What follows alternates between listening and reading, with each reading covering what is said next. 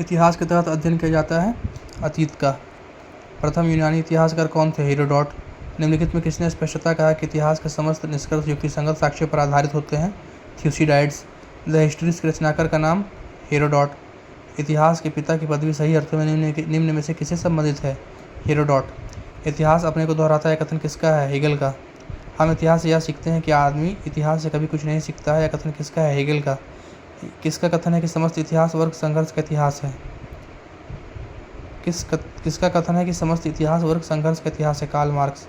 निम्नलिखित में कौन सा एक इतिहास के विषय में मार्क्स के दृष्टिकोण से संक्षिप्त वर्णन करता है? इतिहास शोषित और शोषित वर्गों के बीच संघर्ष का अवधारणा है। निम्नलिखित में से किससे दंडात्मक भौतिकवाद के सिद्धांत का प्रतिपादन किया? Karl Marx. कार्ल मार्क्स ने वर्ग संघर्ष की प्रक्रिया को निम्नलिखित में से किससे संबंधित किस सिद्धांत की मदद से समझाया है? दंडात्मक भौतिकवाद।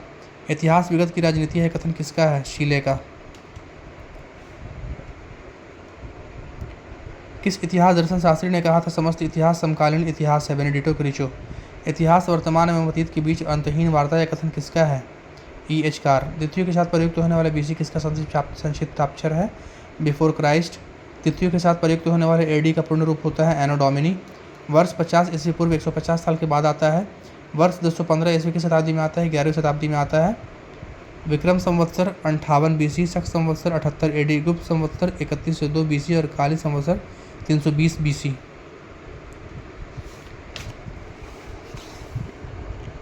विक्रम संवत प्रारंभ हुआ था 58 BC में। शक संवत का प्रारंभ किस सम्राट के शासनकाल में 78 ईस्वी में हुआ था? कनिष्क के। भारत के राष्ट्रीय पंचांग किस संवत पर आधारित है? शक संवत पर। गुप्त संवत के प्रारंभ करने का श्रेय किसे दिया जाता है? चंद्रगुप्त वन को। चंद्रगुप्त वन ने गुप्त संवत का प्रारंभ किस उपलक्ष्य में किया गया? अपने राज्यारोहण के उपलक्ष्य में। निम्न कथनों पर विचार कीजिए तथा नीचे दिए गए कूटों में सही उत्तर को चुनिए 1, 2 और 3। हर्षवर्धन ने 606 में हर्ष संवत की स्थापना किस उपलक्ष्य में की थी? अपने राज्यारोहण के उपलक्ष्य में। निम्नलिखित में वह कौन सा संवत है जो कलचुरियों द्वारा प्रयुक्त किए जाने का कारण कलचुरी संवत भी कहलाता है? त्रैकुटक संवत। चालुक्य विक्रम संवत का प्रचलन किसने किया? लक्ष्मण सेन। विक्रमादित्य छठे ने। निम्नलिखित में से किससे एक नए संवत चलाने का यश प्राप्त है? लक्ष्मण सेन। निम्नलिखित में कौन सा वर्ष दिसंबर 2009 में शक संवत का वर्ष होगा? 1931। विक्रम संवत 2070 के ईस्वी में संवत के रूपांतरित करने पर मान होगा 2013।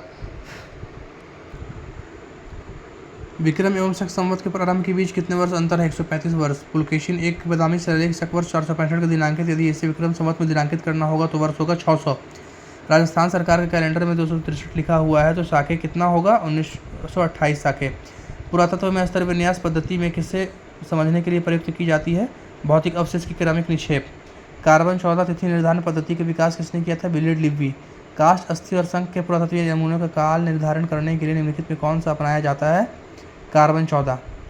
कार्बन डेटिंग निम्न की आयु निर्धारण हेतु प्रयुक्त होती है? जीवाश्म। प्रागैतिहास का अंत एवं इतिहास का आरंभ तब माना जाता है जब मानव ने लिखना सीखा। भारत के संदर्भ में ऐतिहासिक काल का आरंभ कब माना जाता है? 600 ईस्वी पूर्व। सिंधु सभ्यता को अर्ध ऐतिहासिक सभ्यता कहा जाता है क्योंकि इसमें यह प्रमाण मिला है लेखन का। शक संवत पर आधारित राष्ट्रीय पंचांग का चैत्र ग्रेगोरियन कैलेंडर के निम्नलिखित तिथियों में से एक के तदनुरूप है? 22 मार्च। किसने इतिहास को प्राचीन, मध्यकालीन और आधुनिक 3 भागों में बांटकर देखने का रिवाज चलाया है? सिलेरियस। निम्नलिखित में से किसने गुप्त संवत के प्रारंभ के निर्धारण के संबंध में निम्नलिखित में से सूचना दी है? अल बरूनी।